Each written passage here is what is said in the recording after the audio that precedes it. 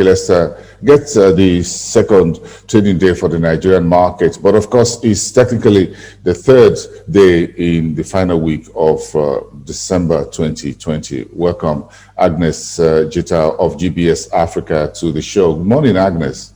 Good morning. Thank you. Great to have you. Thank you very much for coming through. I'm sure the continental Africa is having a very good share of the global stock market rally, and the Nigerian market today has printed about 45%, which is putting it as the best stock market in the world for the year 2020.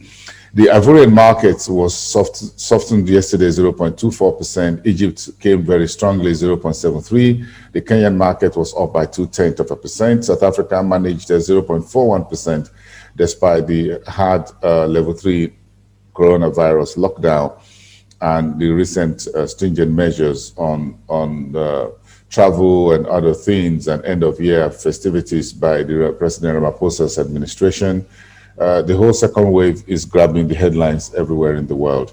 Look at the East African market, and the Safaricom has stopped plans to launch its 5G because of the row between the US and Huawei. I'm sure the UK also having some issues around the 5G with Huawei, this Chinese company. It looks like Safaricom has put a stop to the launch of 5G network, but the Togo in West Africa has launched the 5G network, which is a Togocell. Investors in Amana Capital can access 41%, that's about 102 million shillings of their locked funds, which is in cash, according to the investment firm. And Kenya's e-health company, Damusasa, says it secured 20,000 to fight COVID-19. No amount of money is too small in the fight against COVID-19 pandemic, and I'm sure Agnes agrees with that. The government of Burundi is moving ahead to launch its own national airline in 2021, despite the problems for the airline industry around the world. I think Burundi doesn't want to miss out on the good fortunes of Ethiopian Airlines just next door. So if they can take a bit of that market share from Ethiopian Airlines, just their next door neighbor, why not do it? So I guess that could be the rationale behind Burundi moving on to think that an airline is the best next thing for the country to do. An Ethiopian tax authority is waiving 14.5 billion birr in taxes, custom duties, just to support the economy through the COVID-19 pandemic. That sounds like good music. Agnes, how do you weigh in here in the East and North African corridor, the Horn of Africa stories? Thank you, Boston. It's good to see African markets closing the year very strongly. Exciting also for countries like South Africa and Nigeria, despite the challenges that these nations have had, all on a high. So hopefully, this is probably a sign of good things to come. So the leading stories from East Africa, we lead with the Safaricom news that they're going to cancel the 5G launch. I guess Safaricom is some of Safaricom shareholders is Vodafone. Vodafone is a UK company, and we know in the UK, obviously, despite earlier clearance for Huawei, this was cancelled by the Prime Minister Boris Johnson, citing security issues. So certainly, and I remember when I first saw the story of Safaricom launch of 5G via Huawei, I was quite surprised. I was like, how can they do that? Yet the parent company, Vodafone, would not be allowed to do that by the UK. So you can see this is geopolitics, the UK getting involved, hence Safaricom saying we can't do this. But there are security issues when it comes to Chinese, and also the fear of the West, of the China's dominance. They feel this company would have access to data, access to information, and so certainly a threat to security. The other story leading is the Mana Capital sort of clearance for investors to be able to access their funds. This, as you're aware, most of these investors had invested in one of the biggest retailers, Nakumatt, which closed early beginning of the year, citing mismanagement. That was the biggest retailer in East Africa. They completely failed in a market that is growing fast-moving consumer goods. We've seen retailers from France, South Africa coming into a market and yet really succeeding. Yet the local guys like Nakumat, which is a household name, are failing and collapsed. Yeah. Yeah, exactly. This is partly it's because of mismanagement, and also these are more starts as family-owned businesses.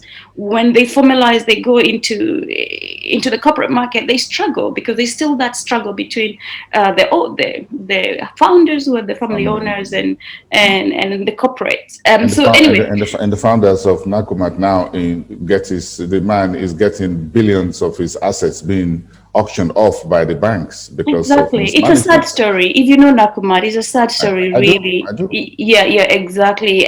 But it's also good for investors that they can be able to access funds. Amana Capital has also been struggling, but it's good that the investors can go all the way smiling to the bank. The other story, which is an interesting one for me, is the e-health. Damusasa, which works with hospitals to supply blood and screen it and get it's a very digitized way of donating blood to Kenyan hospitals. The investment is good. I think we've seen a wave of investment into the e-health sector, the health sector, since the beginning of the year. We've seen so many deals. We've seen Ilara Health. We've seen I think so many of them, startups that are finding innovative ways of providing healthcare to a lot of Africans, not just in Kenya, but this has been a wave since COVID-19, seeing tech startups, particularly in the health sector, really getting investors interested. And the investor in Damusasa I think he's an Indian-based impact investor company, Velgro, who have been in the market for the last 5 years, and they have invested in another 11 startups across the African region. So exciting news from the market. The other story on Burundi, don't know what they're smoking, Boston, when the aviation sector is completely down, obviously due to the COVID-19 crisis. Burundi, despite all the insecurity challenges, instead of focusing on critical sectors, I would say, like education, healthcare, infrastructure, political stability, an airline at a time when the sector is bleeding. I do not know what what script they're reading from. And the other, I think, stories from East Africa today are exciting. Ethiopia doing the right thing, obviously supporting businesses, waiving taxes. This is the second time. They did this early in April. Yes. Just to ensure that businesses are able to operate given the hard times. So this is, again, a country that has been struggling. I mean, they directed their funds to a war in the Tigray region. Obviously, businesses have struggled. But yes, this is a support that will help a lot. From all indications, Agnes, I agree with you. I think the Ethiopians has a way of, I think they are very deft at using both the carrot and the stick approach.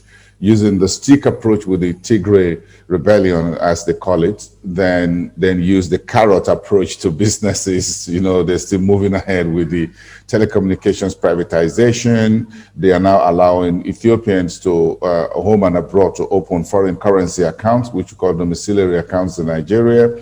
And now they are cutting taxes for businesses. So it looks like Prime Minister Abiy is a very deft political man who understands how to go quickly to the Tigray region, quell the rebellion, at the same time not scaring away foreign investors that are still interested. I know Safaricom is one of the telecoms bidding very strongly for at least 50% of the Ethiopian telecommunication. So I think he's very clever, very deft, savvy political leader who understands how to deal with internal insecurity, unrest, at the same time keeping foreign direct investors happy. I think he's a statesman in a manner of speaking, but that's a story for another day. We can have a chat on that. But is this sustainable? My personal opinion, but I think he's just very clever and very deft at handling very delicate situations such as that a Tigray region issue and try not to upset the whole world about the economic potentials of Ethiopia.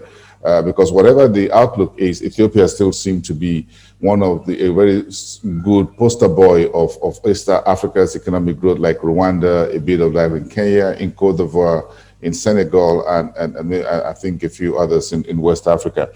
Okay, we'll touch on with Nigerian market. Today is the big day for Dangote Cement, selling the first tranche of his share buyback program, which will see about 1.2, 1.5 billion shares offloaded on the market. The market is waiting very strongly. The shares of Dangote Cement had climbed strongly over the last couple of weeks, just before this share buyback program, the first of its kind in the Nigerian market in the year. 6 pharmaceutical companies were shut down over the last few days by the agency responsible for food, drugs, and administration. They flouted the regulations. We think this is good. The agency drug administration is not just backing, but also biting. Nimeth is one of Nigeria's drug-making company listed on the stock exchange, by the way. Gross profit for its full year ended September, 1.5 billion. That's higher than 1.1 billion reported in the same period last year. Profit about 2.12 million naira. John Holt is into merchandising some of hardware materials that you use for shipping, they use for boat reconstruction, boat building, and all of that. Used to be one of the big companies, conglomerate on the Nigerian stock markets, the likes of the USC, but that's the numbers there. A loss of 341 million for the year ended September as well. Fintech in Ghana, Zeepay, gets almost $1 million in seed funding, and the budget deficit for Cote d'Ivoire up 130%. That's huge, 1.4 billion CFA franc. That's quite a very significant number, if you ask me. We can all keep an eye on the pharmaceuticals and the firms in Africa, isn't it, Agnes? Absolutely. 6. They must have been really bad for these 6 to be picked by NAFDAC. But this is they must be really bad, because I think there should be many more, not just in Nigeria but across. I think because of weak regulations, Boston, and knowing how our systems are. So farmers have taken advantage, getting drugs that are not really quality or go through the standard, the bodies that confirm the standard of these drugs, and it's a risk for a lot of our people and consumers in the continent. But good one on NAFDAC, and I'm sure there are many more. And I guess operating in Nigerian market must be really difficult for the regulators to keep up with this companies. A good story again on the Zeepay. Look, fintech startup getting the funding they need, and I think we're going to see this rally throughout in the next year. So startups coming up, they're desperate for funding, and investors who are desperate to put their money where they can get return, really looking out for these opportunities. So Zeepay $940,000. I think they could give a little bit to the Kenyan e-health company, which only got 20K. But yeah, a good time for fintech and fintech startups across sub-Saharan Africa. I do hope that this is sustainable and that we're going to go see many more coming. And this talk speaks of the innovative and innovation and the tech savvy young people we have in our market, and they're able to come up with solutions, and the only challenge is funding, and we're seeing the response from the financial market. So yes, we will. I agree with you. The size of fintechs or startups in Africa getting funding is increasing by the day, and I think it's one of the piece of news that I really noted in the year 2020, despite the pandemic, and it's quite interesting how equity investors, private equities are coming through with some of the startups, especially in the area dealing with technology, whether fintech or any other form of, whether it is food distribution, logistics, supplies, and all of that. I think we're getting a whole lot of more.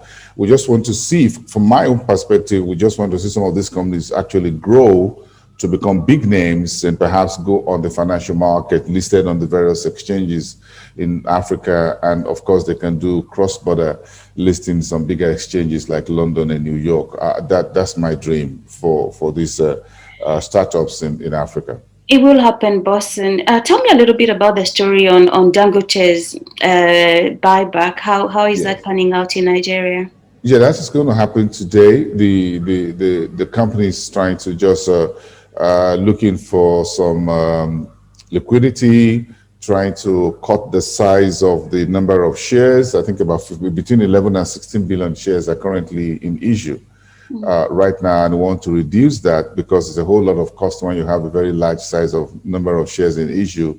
When you're paying dividend, it waters that down.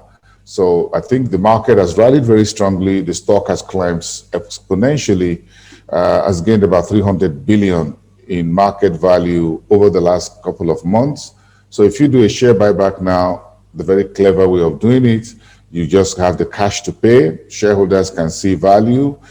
So when you do that and the share price comes down because of the repo or the repurchase, then you can take it back up again to a much stronger, higher level moving forward. But again, it would have played out very nicely for everyone.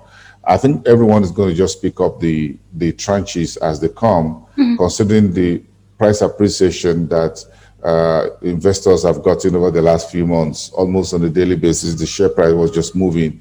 Particularly if you look at September, October, November, and into December, the price was moving almost on a daily basis, moving the market. So it's good news for these cement giants, of course, which is Africa's number one. But the main challenger, Boa Cement, is also not giving up. They just signed a $3 billion deal with the Chinese to expand their footprints in Nigeria. So the struggle is there between these two cement makers expanding into Niger Republic, Benin Republic. Dangote already has a foothold in Cameroon, in Douala, which was opened just about 2, 3, 4 years ago, and all of that. So it looks like, and they're looking at Cameroon, northern part of Cameroon as well. So it looks like they've just all flung out of Nigeria and expanding across the west coast and a little bit into the Central African Republic with the Congo DRC, using Cameroon as the pathway to get into that corridor. Very interesting. But let's talk about South Africa, where the virus lockdown was the big story. But in corporate news, the Prosos says it's buying 253,000 ordinary shares of Naspers that he bought, actually, between December 21st and 24. Prosos was that subsidiary of Naspers that was spinned off and went to list on the Australian Stock Exchange. Naspers is South Africa's largest media entertainment company with a whole lot of business, the large cap companies on the GSE.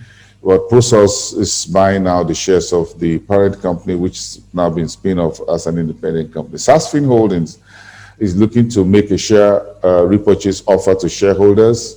Just as we're discussing Dangote Cement, I think this financial services company is looking at the good side of that. Stenprop Property Limited is selling its Berlin shopping center. I think if they can take that euros, that pile of money, they can use it more in South Africa, where things are looking really, really tough because of the COVID-19 pandemic.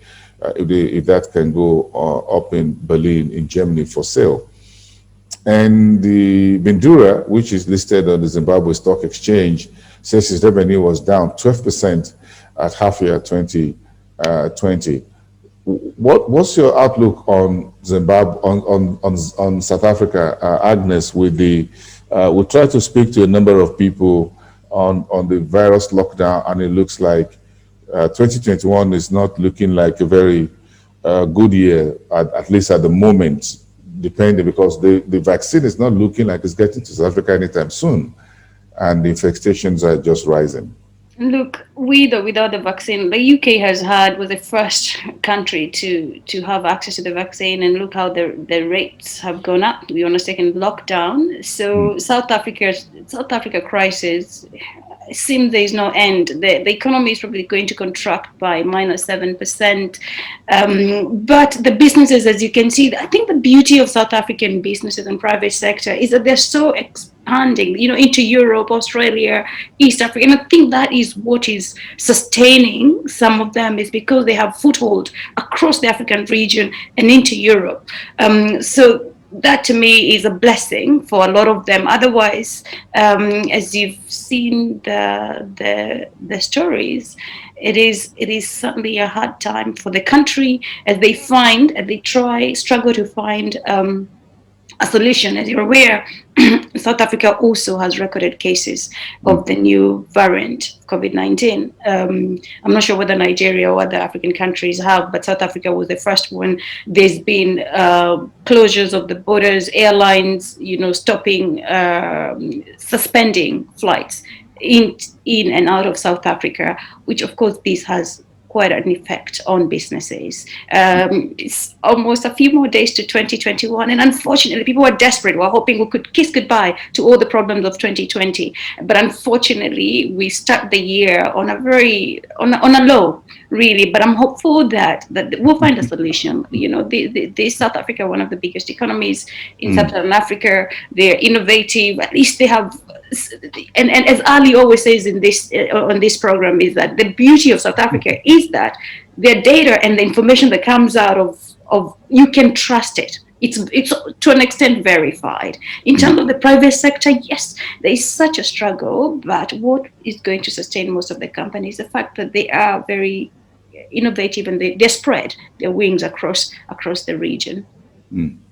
I think South Africa, the likely impact of the economy on neighboring countries within the SADC region is what's all the way a little bit up to East Africa within the COMESA region will be very impactful. So I think there will have to be a collective effort, whatever assistance South Africa can get, so that the economy does not buckle, because it will reverberate all the way down, even to West Africa here in Nigeria, for example, if that economy is to suffer significantly, because it's the most advanced and most industrialized economy on the continent. So we really understand that. But let's take a final look at the North African space. Agnes, with Egyptian Saudi Insurance selling 4.2 million shares of its stake, Saudi Real Estate targeting contractual sale, and Babri Investment Group looking at the capital raising 29.8 million, all to stay in business. Morocco K-Steel Service creating a joint venture cooperation with a VM Steel in it looks like the Moroccans just continue to industrialize that part of the of the continent. And Sotetel in Tunisia, which is a telecom company, is cutting 15% of its workforce as of January 1st, 2021. That's no good news, Agnes. Well, not a good way to start the year. For who? I mean, I think North Africa. Yes. North Africa has shown the rest of us of how to carry on despite the crisis, and just regardless of what's happening. Cases very high in northern part of Africa compared to the rest of the sub-Saharan side of the continent. But you can see businesses have remained, and this is because of the conducive environment there is, that have remained very active. We've seen Egyptian companies. You spoke yesterday of the real estate sector in Egypt. I am aware that they're also looking to venture into into East Africa. But look, interesting time. I would like to see these stories, these same headlines on East Africa, West Africa, and Central Africa part of the region, where businesses have continued to operate despite finding ways of capital raising, consolidating where necessary, going into joint ventures where they think it's the only way, but really in the midst of a crisis, carrying on operating and carrying on their vision to expand and get value for their shareholders. Yes. Thank you, Agnes. We appreciate your time this morning. Let's leave it there for today. Tomorrow is the final trading day of the year. It's a Thursday, so it will be good to get together to say thank you very much for the year so far. Thank you so much, Agnes, managing partner at GBS Africa, sitting in London. Thank you so much, and enjoy the rest of the day. And of course, stay safe, everyone, and stay healthy.